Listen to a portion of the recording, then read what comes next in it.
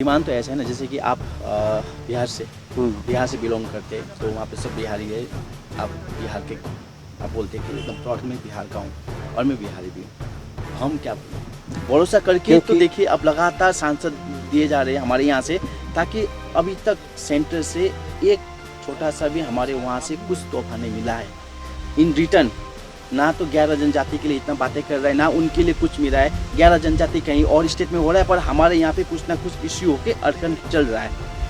कुछ भी ऐसा वादा पूरा नहीं हुआ है जो वादा यहाँ से करके गए थे।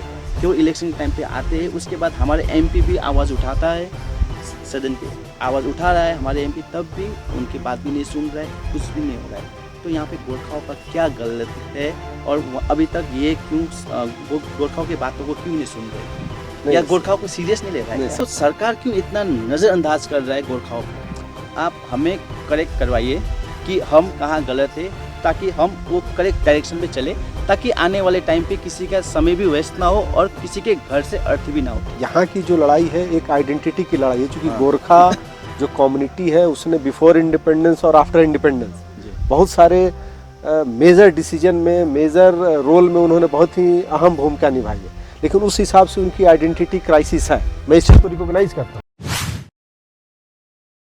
गेस्ट आउनु भएको छ नि यहाँ मनोजजी, डाक्टर मनोजजी, उहाँ डियुमा पनि प्रोफेसर हुनुहुन्छ र उहाँसँग हामी केही कुराकानी गर्न गइरहेको छौँ। नमस्कार मनोजजी। नमस्कार नमस्कार। और कैसा लगा आपको दार्जिलिंग? सबसे पहले तो मैं पहली बार आया यहाँ पे, तो मैं सबसे पहले यहाँ के जो आयोजक हैं शिशिर शर्मा जी को मैं बधाई देता हूँ। आपको गोरखा शब्द से आप क्या जानते हैं, क्या ताल्लुक है? गोरखा शब्द को यहाँ से आने से पहले तो मैं यही जानता था कि गोरखा जो समाज है, जो कम्युनिटी है, वो हमारे एक देश का एक अभिन्न अंग है, और जिस प्रकार से इनके सोल्जर्स और आर्मी से रिलेटेड चीज़ों के बारे में हम लोगों को ज़्यादा पता था। लेकिन आज जब हम 2 दिन से इस चीज़ पे जब देख रहे हैं, तो ऐसा नहीं है कि आर्मी तो वन ऑफ द इम्पॉर्टेंस है, वन आस्पेक्ट है, लेकिन और भी बहुत सारे डिफरेंट फील्ड्स में जो लोग हैं जो यहाँ से इस कम्युनिटी को रिप्रेजेंट कर रहे हैं और बहुत ही पॉजिटिव तरीके से भारत के नाम को रोशन कर रहे हैं। और हम सब जानते हैं कि हमारे देश का जो कल्चर है, जो सभ्यता है, वो डाइवर्सिफिकेशन का है, लेकिन उसमें भी हमारे देश का संविधान इन सब चीज़ों को रिकॉग्नाइज करता है कि how to connect every individual. तो मुझे लगता है कि ये जो कम्युनिटी है, इस कम्युनिटी को वो चाहे राजनीतिक कारण हो या आर्थिक कारण हो या डिप्लोमेटिक कारण हो, किसी न किसी वजह से आज इस कम्युनिटी को जहाँ पे होना चाहिए था वो नहीं है, वहाँ नहीं है। तो इसका आपको क्या लगता है, इसका क्या कारण हो सकता है? मुझे जो लगता है कि एज ए मैं चूँकि एक पॉलिटिकल साइंस का विद्यार्थी भी हूँ, शिक्षक भी अभी हूँ, तो जो मेरी समझ बनती है कि डेमोक्रेसी में हमको अपनी बात रखने का राइट है। और जब देश हमारा स्वतंत्र हुआ आफ्टर इंडिपेंडेंस ऑफ इंडिया, तो ये जो गोरखा जो शब्द है या जो गोरखा कम्युनिटी है, उसका इतिहास उसके पहले से है। हाँ, जैसे और नहीं, आपकी बात को काट रहा हूँ, जैसे कि आप जैसे कि गोरखा शब्द है, हम जैसे गोरखालैंड के लिए भी हमारे बारंबार चल रहा है, तो आप जैसे कि हम तो अपने समुदाय में रह के लोग रह के इसके लिए लड़ रहे, पर आप जो है अलग से समुदाय से देख रहे, तो आपको क्या लगता है कि गोरखालैंड के लिए, गोरखा लोगों के लिए, गोरखा जितने भी लोग हैं हमारे, वो कहाँ पे गलती कर रहा है?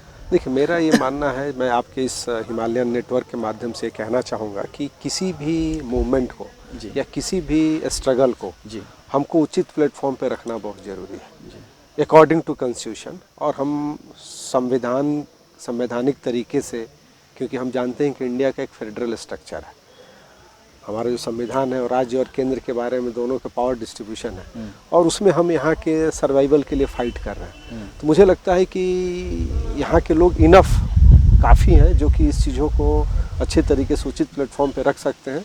और रही बात अभी इस प्रोग्राम में जिन्हें अवार्ड दिया गया, चंद्र किशोर श्रेष्ठा जी, सीके से, उन्होंने एक बात बोला कि डेमोक्रेसी में तो डिफरेंट ओपिनियन होना है, तो ये कहना कि आप सब एक हो के आओ, तो इट इज़ नॉट पॉसिबल। तो मैं इस चीज़ को समर्थन करता हूँ। और मुझे लगता है कि किसी की भी लड़ाई खुद से लड़नी होती है।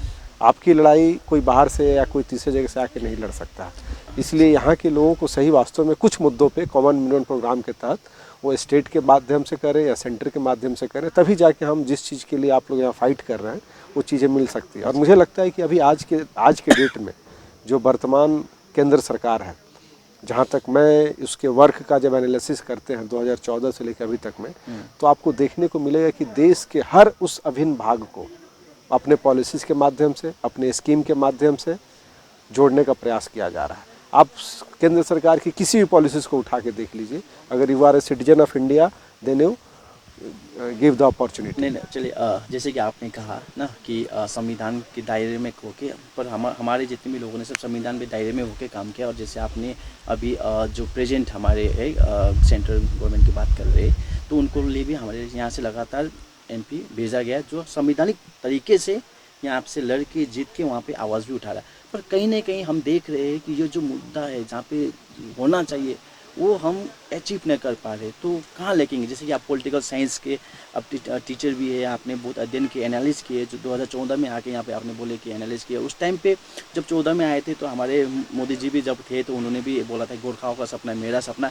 अभी भी हमारे लोग वो आस में है कि वो सपना कब हकीकत होगा या सपना सपना ही रह जाएगा। तो आप इन सब चीज़ों को किस नज़र से देखते हैं? मैं सबसे पहले ये चीज़ कहना चाहूँ कि मोदी जी एक ऐसे व्यक्ति हैं, हाँ, एक ऐसे शख्स है, इस देश को एक ऐसा राजनेता मिला है जिनकी बातों पे आपको भरोसा करना चाहिए। नहीं भरोसा करके तो देखिए अब लगातार सांसद दिए जा रहे हैं हमारे यहाँ से, ताकि अभी तक सेंटर से एक छोटा सा भी हमारे वहाँ से कुछ तोहफा नहीं मिला है इन रिटर्न।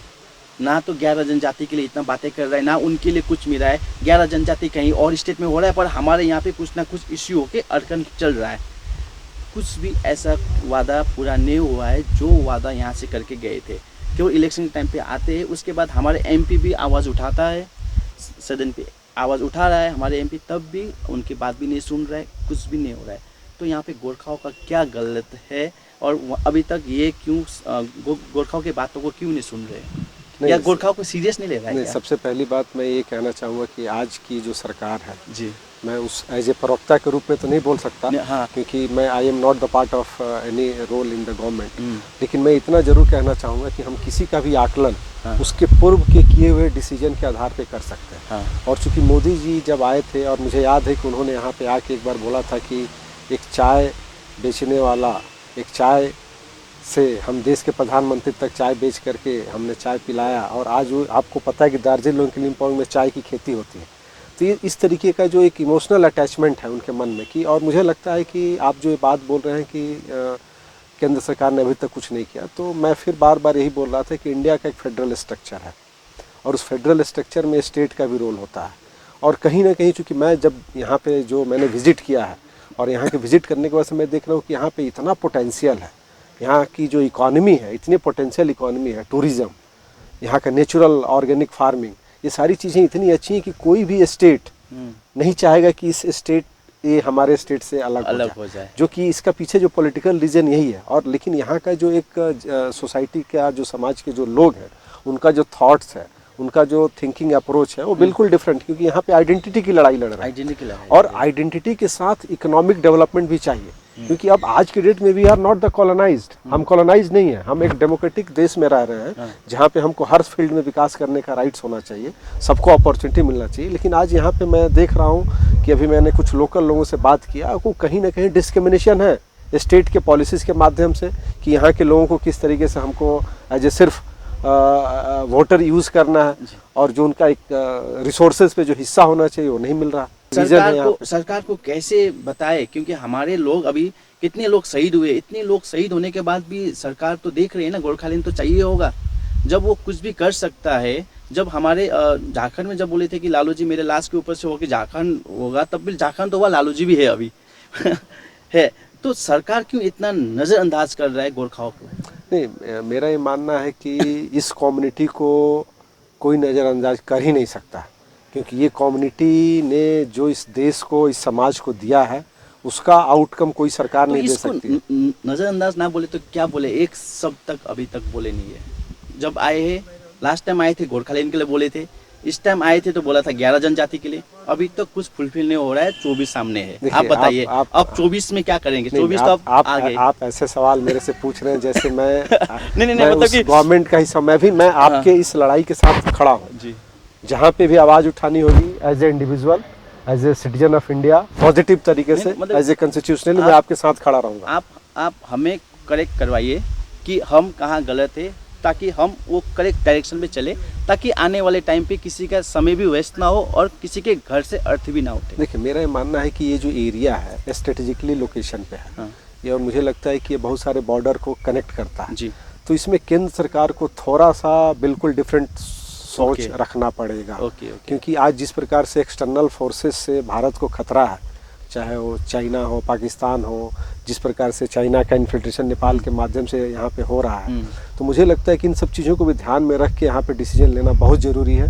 क्योंकि आज आप देख सकते हैं जितने बॉर्डर एरिया हैं, ये मुझे लगता है कि बहुत सारे बॉर्डर को टच करता है ये, जितना ये चाहे आपका जो एरिया है। तो इसको भी ध्यान में रखते हुए एज ए सिक्योरिटी पर्पज से भी आपको यहाँ के लिए एक स्पेशल स्टेटस या इस तरीके का कुछ ना कुछ देना चाहिए, कॉन्स्टिट्यूशनल रास्ता निकालना चाहिए, जिससे कि जो आपका डिमांड है वो भी पूरा हो और देश की सुरक्षा के साथ भी खिलवाड़ ना हो। क्योंकि इस जगह को मतलब जिस तरीके से बिल्कुल ओपन छोड़ के रखा गया है, और आप खुद बता रहे हैं कि state government has given not any support for scheme. देखिए, नहीं स्कीम के लिए नहीं, अब इस स्टेट गवर्नमेंट तो अब गोरखालैंड के लिए सपोर्ट करेंगे, क्योंकि नहीं करेंगे, क्योंकि आपने कहा कि एक इतना अच्छा सब कुछ है तो कोई चाहेगा नहीं, कोई राज्य चाहेगा नहीं कि अलग हो जाए हमारे यहाँ से, है कि नहीं।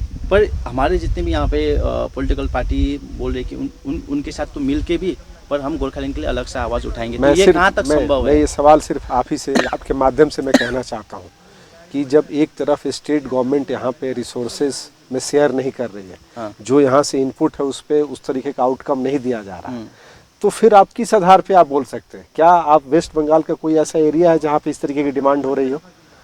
क्योंकि वहाँ पे अनटचेबिलिटी नहीं है। आज यहाँ पे अनटचेबिलिटी है, तभी तो आप उस चीज़ के लिए डिमांड कर रहे हैं।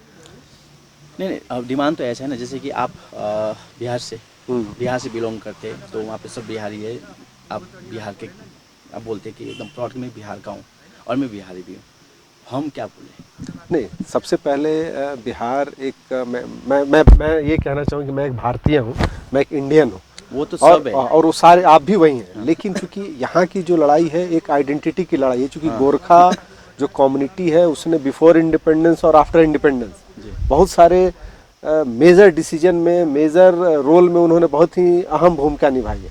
लेकिन उस हिसाब से उनकी आइडेंटिटी क्राइसिस है, मैं इस चीज़ को रिकॉग्नाइज करता हूँ। और ऑब्वियस है कि इस समस्या को दूर करने के लिए जब तक हम स्टेट गवर्नमेंट और सेंट्रल गवर्नमेंट दोनों के बीच में जब तक सहमति नहीं बनेगी, तब तक ये चीज़ें नहीं हो सकती। एज ए, अगर सबसे बड़ी बात है कि हम कोई रिवोल्ट नहीं कर रहे, हम अपने राइट के लिए फाइट कर रहे हैं।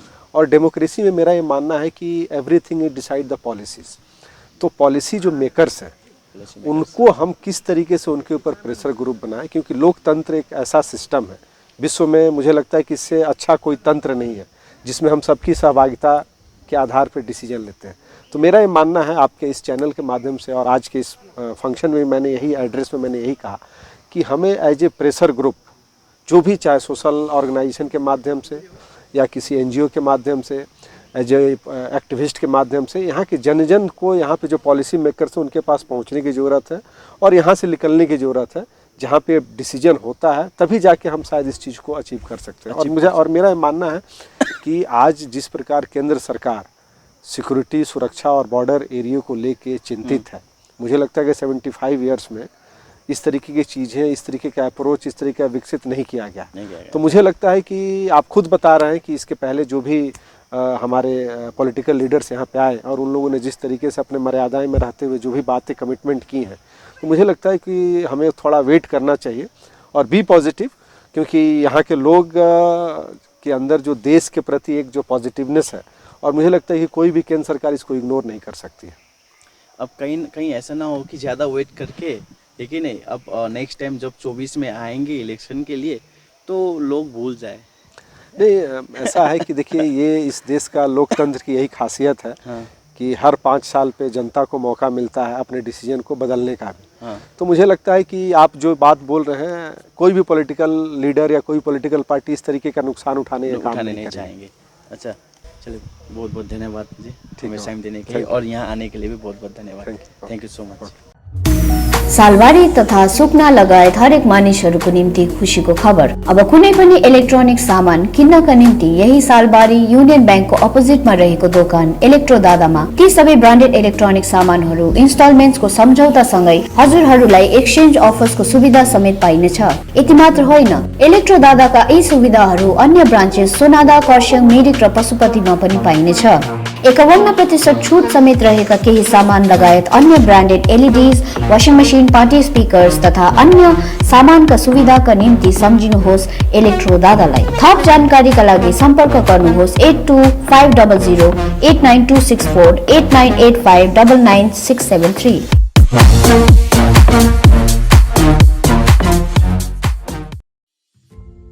Anand Village, the aura of meaningful life.